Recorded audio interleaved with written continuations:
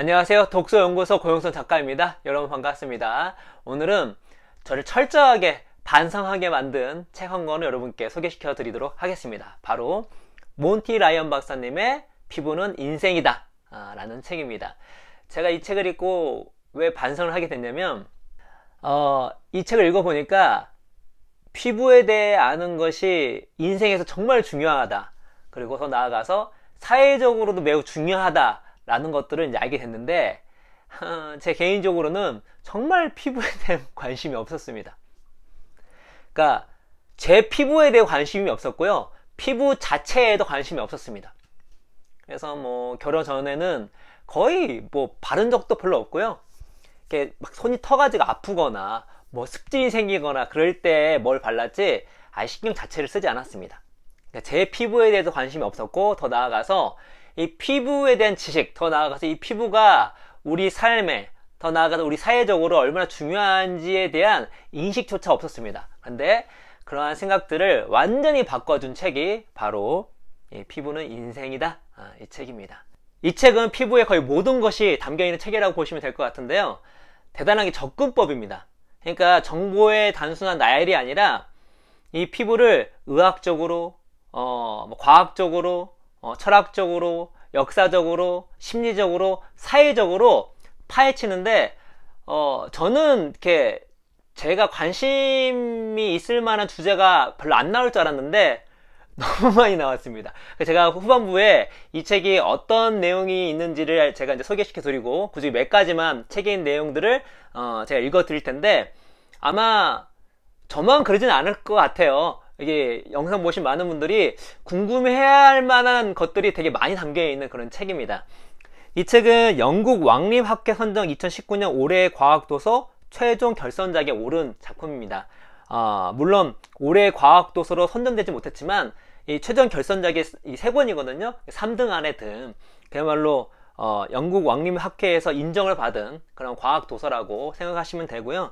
이 몬티 라이언, 제가 또 항상 반복해서 말씀드리죠, 이런 논피션은 작가가 중요하다. 작가에 대해서 한번 소개시켜 드리도록 하겠습니다. 몬티 라이언 박사는 옥스퍼드 대학교, 버밍엄 대학교와 임페리얼 칼리지 런던에서 공부했으며 공부를 마치고 세계적인 피부과학 연구소에서 연구했다. 현재 옥스퍼드 대학교 병원에서 근무하고 있다.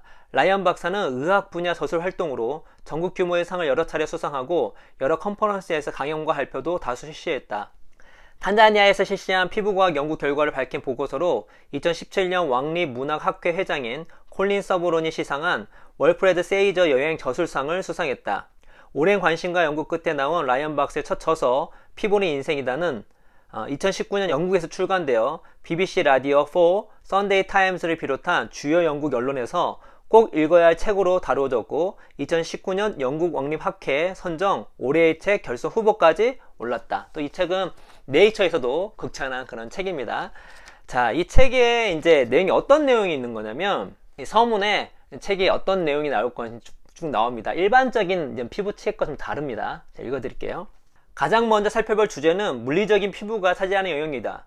먹는 음식이 과연 피부에 영향을 주는지, 피부 노화를 일으키는 요소는 무엇인지, 햇볕에 얼마나 노출되어야 과하다고 할 수 있는지와 같은 의문을 풀어가면서 사실이 아닌 이야기들 속에서 진짜 사실을 구분한다. 개인적으로 이 책을 읽으면서 얻었던 유익 중에 가장 큰 것 중에 하나가 바로 이거였습니다.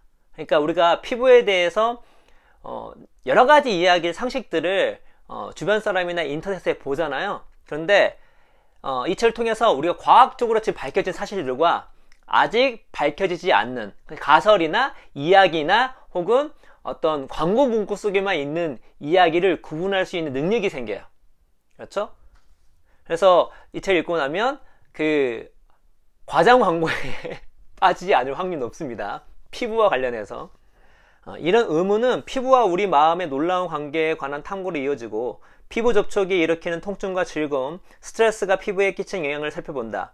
피부와 마음은 친한 친구 같은 관계이며 피부는 우리의 심리적인 무게를 그 어떤 기관보다도 많이 짊어지고 있다.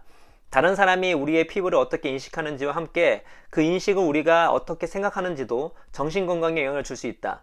흉터와 주름, 문신이 우리 이야기를 다른 사람에게 들려주고 그들이 그 이야기를 읽을 수 있게 한다는 점에서 피부는 책과도 닮은 구석이 있다. 뿐만 아니라 얼굴을 미세하게 실룩이거나 얼굴을 조금 붉히는 것으로 또는 신체나 심리 상태가 원치 않게 겉으로 폭발해버리는 방식으로 내면의 감정을 시각적으로 다양하게 나타낸다는 점에서 피부는 일종의 화면과도 같다. 이 책의 여정은 사회적 맥락에서 피부를 살펴보며 마무리된다. 피부는 인간을 하나로 뭉치게 한다. 다른 사람들과 소통하기 위해 피부에 영구적인 표시를 하거나 문신을 하는 유일한 생물이 바로 인간이다. 동시에 피부는 인간을 분열시킨다. 피부색 불결하다고 여겨지는 피부병은 사회를 분열시키고 인류 역사의 변화를 가져왔다.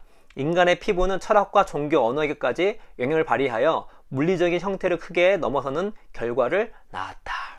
심상치 않은 책인지 알겠죠? 예. 이 책을 제가 읽으면서 크게 카테고리가 4개로 나눠볼 수 있다는 생각이 들었습니다. 하나는 그냥 일반적으로 우리가 알면 좋을 과학적 지식, 피부에 대한 과학적 지식 분야가 있고요. 그 다음에 건강과 미용 분야가 있고, 그 다음에 심리와 정신건강 분야가 있고, 이제 사회적인 면이 있습니다. 이게 크게 4가지에 대해서 이 책은 과학적으로, 역사적으로, 의학적으로, 철학적으로 접근하는 그런 책입니다. 그래서 제가 그 4가지 분야에 어떤 이야기가 나오는가를 키워드로 한번 이 책에 나오는 내용들 정리해 봤어요. 그래서 과학적인 지식, 그래서 어떤 이야기가 나오냐면, 야식을 먹으면 피부가 햇볕에 더 타는 이유. 궁금하지 않으세요? 야식을 먹으면요, 피부가 햇볕에 더 잘 탄대요. 자신과 다른 냄새의 이성을 좋아하는 이유. 집안 먼지의 절반가량이 우리 피부인 이유. 손바닥과 발바닥에 땀이 많은 진짜 이유. 겨드랑이 유두 서예부에서 요상한 냄새가 나는 이유. 지문과 관련된 이야기, 몸니와 흑사병 이야기, 한국인이 전 세계에서 채취가 가장 적은 이유도 나옵니다. 촉각의 복잡함과 위대함, 피부로 소리를 느낄 수 있는 이유, 목욕을 하고 나면 손가락 끝이 쪼글쪼글해지는 이유, 스마트폰이 터치스크린이 되는 이유, 스스로 간지럼을 태우면 느낄 수 없는가? 우리 보통 스스로 간지럼을 태우면 잘 못 느끼잖아요? 그 이유가 무엇인지도 나오고요. 매운 것을 먹으면 땀이 나는 이유, 머리카락과 통증과의 관계, 그리고 피부와 언어와의 관계 등등이 나옵니다. 그래서 이 중에서 다 재밌는데 몇 가지만 소개시켜드리면, 제가 야식을 먹으면 피부가 햇볕에 더 잘 타는 이유에 대해서 한번 알아볼게요. 표피는 인체에서 가장 접근성이 뛰어난 장기인 피부 중에서도 가장 쉽게 접근할 수 있는 부분이지만 지금도 여전히 새로운 비밀들이 밝혀지고 있다. 특히 최근 몇 년간 표피는 그동안 생각했던 것보다 훨씬 동적인 기관이라는 사실이 명확해졌다. 새롭게 근거가 축적되고 있는 내용 중 하나는 피부 세포의 24시간 단위로 작동하는 복잡한 생체 시계가 존재하며, 이 시계는 뇌 시상하부에서 째깍째깍 돌아가고 있는 인체의 기준 시계에 영향을 받는다는 것이다. 밤이 되면 각질 형성 세포는 다가오는 낮 시간에 피부의 외부 장벽을 햇빛과 긁히는 상처에서 보호할 수 있도록 빠른 속도로 증식한다. 그리고 낮이 되면 각질 형성 세포에서 태양의 자외선을 차단하는 것과 관련된 여러 유전자가 선택적으로 발현된다. 2017년 발표된 한 연구에서는 이 과정 중에 한 단계를 좀 더 상세히 연구한 결과, 한밤중에 야식을 실컷 즐기면 피부가 햇볕에 탈 수 있다는 놀라운 결과를 내놓았다. 밤늦은 시각에 음식을 섭취하면 피부에 있는 시계가 그때가 저녁 식사 시간이라고 인지하여 이로 인해 아침의 자외선에서 피부를 보호하기 위해 활성화되어야 하는 유전자의 발현 시점도 늦춰진다는 것이다. 잠이 부족하면 신체 건강과 정신 건강에 모두 악영향이 발생한다는 연구 결과가 점점 늘어나는 추세인 것처럼 피부도 잠을 충분히 자면 더 건강해진다는 사실을 알 수 있다. 표피는 인체가 외부 세상과 대면할 접점으로 만들어진 곳일 수도 있지만 우리가 음식을 먹는 시점을 비롯한 몸 안쪽의 상황에도 영향을 받는다는 근거가 갈수록 확실하게 드러나고 있다. 이런 내용이 나오고요. 그리고 이 머리카락 색과 통증과의 관계가 나타난 부분이 있거든요. 재밌었습니다. 붉은색 머리를 가진 사람의 특징입니다. 놀랍게도 최근 실시된 연구들에서 머리카락 색이 붉은 사람들은 실제로 정기적 통증을 비롯한 여러가지 통증에 더 큰 저항성을 갖고, 반면 열 통증에는 더 민감하게 반응한다는 사실이 확인됐다. 아직은 거의 밝혀지지 않았지만 이런 특징은 머리카락의 붉은 색소를 만들어내는 멜라노코르틴 원수용체의 돌연 변이가 발생하면서 나타날 가능성이 있다. 놀랍지 않나요? 머리카락이 원래부터 붉은 사람들은 통증에 강합니다. 이게 통증도 여러 가지가 있어요. 이게 그냥 뭐 정기적 통증도 있고 뭐 열의 통증도 있거든요. 열의 통증은 약하지만 다른 통증은 강하다는 이야기예요. 예. 그래서 이런저런 제가 소개시켜 드린 것처럼 정말 많은 그 피부와 관련된 과학적 사실들이 있고, 그 다음에 이제 건강과 미용이잖아요. 이제 이 책의 가장 많은 부분이에요. 건강과 미용이. 그래서 키워드만 뽑아보면 이렇습니다. 피부와 면역과의 관계, 뇌와 피부, 피부 이식에 관한 이야기, 기본적인 피부 질환과 각종 희귀한 피부 질환들. 여기 진짜 정말 희귀한 피부 질환들이 많이 나오거든요. 그건 제가 한번 정리해서 방송을 해드리도록 하겠습니다. 아토피, 피부와 미생물 간의 관계, 피부와 장내 세균 간의 관계, 여드름, 모낭충, 머릿니, 특히 모낭충도 더 재밌었는데 여드름 파트 되게 재밌었어요. 이분은 여드름은 어떤 심리질환일 가능성이 높다고 보고 있습니다. 진드기와 진먼지 진드기, 제왕절개와 자연분만이 아이 피부에 미치는 영향, 식단과 피부암해에서 좀 자세히 나와 있습니다. 습진, 건선, 물, 알코올, 흡연과의 피부의 관계, 장과 피부의 관계, 콜라겐, 비타민과 피부, 알레르기, 물티슈 우리 아이들한테 많이 안 쓰는 게 중요합니다. 이 책에 잘 나와 있습니다. 자외선과 피부색과 피부암 저항력, 점 주근깨 검버섯, 선크림과 인공 선텐. 저 선크림 잘 안 발랐거든요. 예, 이 책 읽고 앞으로 잘 바를 생각입니다. 각종 피부 치료법, 피부 노화에 관한 모든 것, 수면 주름, 미용 제품들의 허구, 대상포즈, 몽고 반점 등, 예, 건강과 미용에서 이런 내용들이 나오는데, 그 중에서 한두 가지만 말씀드리면, 제가 왜 선텐을 받으려고 하는가. 어렸을 때부터 우리 아이들이, 우리가 좀 햇빛을 맞아야 되는 건 사실이에요. 근데 너무 강하게 맞으면 안 됩니다. 그 이유가 나옵니다.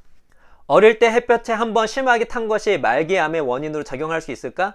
최근 한 연구에서는 어린 시절에 태양에 심하게 화상을 입었던 사람 중에 피부암이 전혀 발생하지 않는 사람도 많지만, 아동기에 극심한 일광 화상을 입으면 이후 흑색종이 발생할 가능성이 50%까지 높아진다고 밝혀졌다. 이 흑색종이 피부암입니다.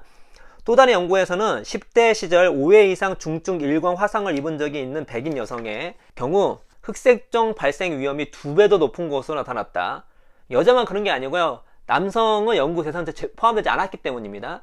피부에서 DNA가 한번 손상된 부위는 평생 동안 취약해진 상태로 남아있다.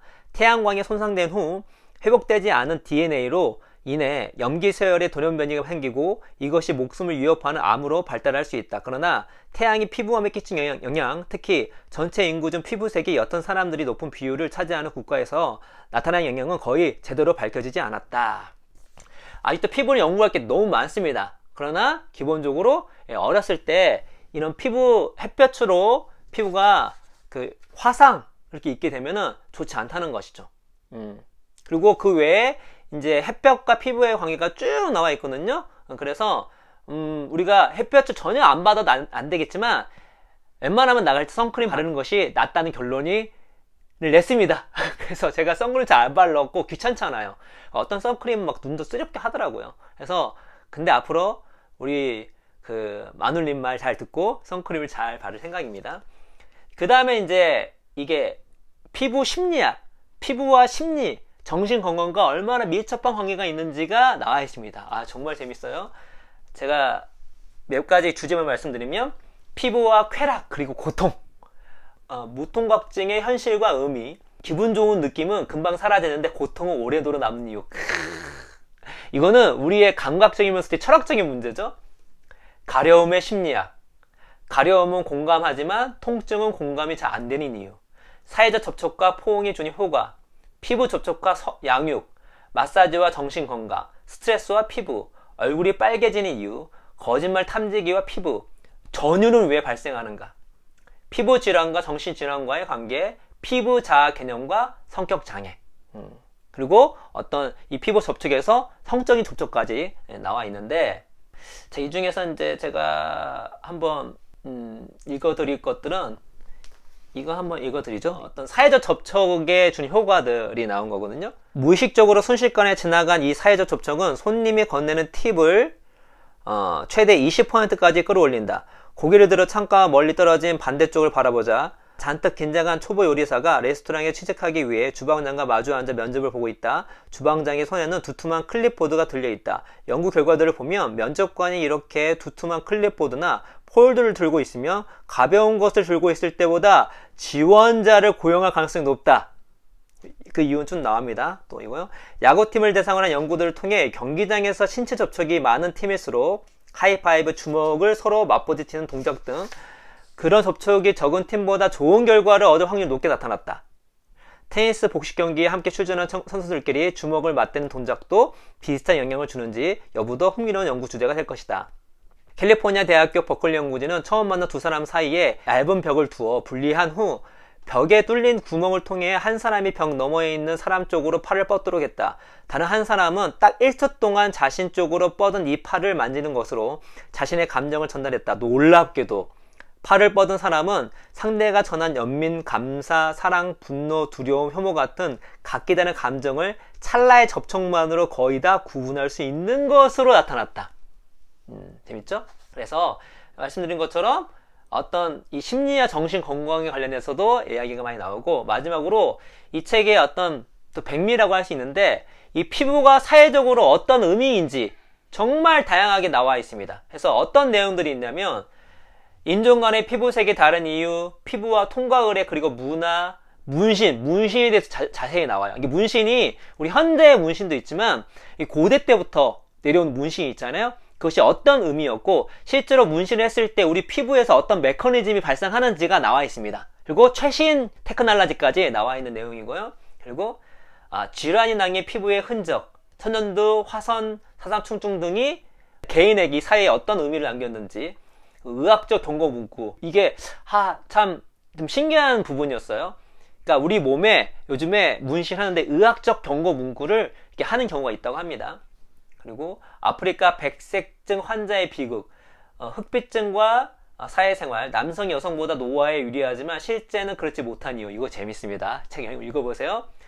남성이 여성보다 노화를 방지할 수 있는 더 유일한 위치에 있는데 실제로 그렇지 못해요. 그 이유가 잘 나와 있습니다. 나병이 사회적 질병이 되어버린 이유, 나병에 대한 오해를 많이 풀 수 있는 그런 내용이 있고, 피부 미백 관련된 이야기 나오는데, 저는 뭐 다 재밌었는데 이렇게 좀 마음에 되게 이렇게 마음이 아팠던 부분이 백색증, 아프리카의 백색증이에요. 특히 요즘에 코로나 사태가 커지면서 지금 미국에서 실제로 제가 방송해드렸지만 흑인들이 사망률이 높습니다. 그러니까 감염 대비 사망률이 높아요. 여러 가지 이유가 있겠죠. 그것도 피부색과 어떤 사회의 어떤 메커니즘이 반영된 결과라 볼 수가 있거든요. 근데 반대로 아프리카에서 백색증이 걸린 사람들이 어떠한 대우를 받고 있는지가 나오는데, 너무나 비참하고 너무나 슬프고 너무나 분노가 일어나는 그런 부분이었습니다. 탄자니아에서는 오래전부터 백색증 환자들의 제루, 스와힐리어로 유령이라는 뜻나 웅구루웨, 돼지라는 뜻으로 불렸지만 최근 들어 이들을 살해하거나 불구로 만드는 사건이 벌어지기 시작했다. 돈의 눈이 먼 주술사들과 시골 지역을 덮친 빈곤은 백색증 환자의 신체가 행운과 부, 정치적인 힘을 가져준다는 믿음을 퍼뜨리는 데 큰 몫을 했다.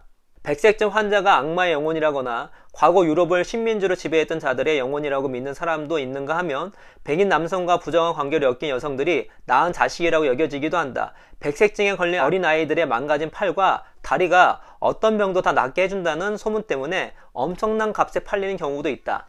환자의 전신이 10만 달러에 판매될 정도이니 주술사들이 왜 살인을 저질러서라도 백색증 환자의 신체를 구하려고 하는지 그 속셈을 훤히 알 수 있다.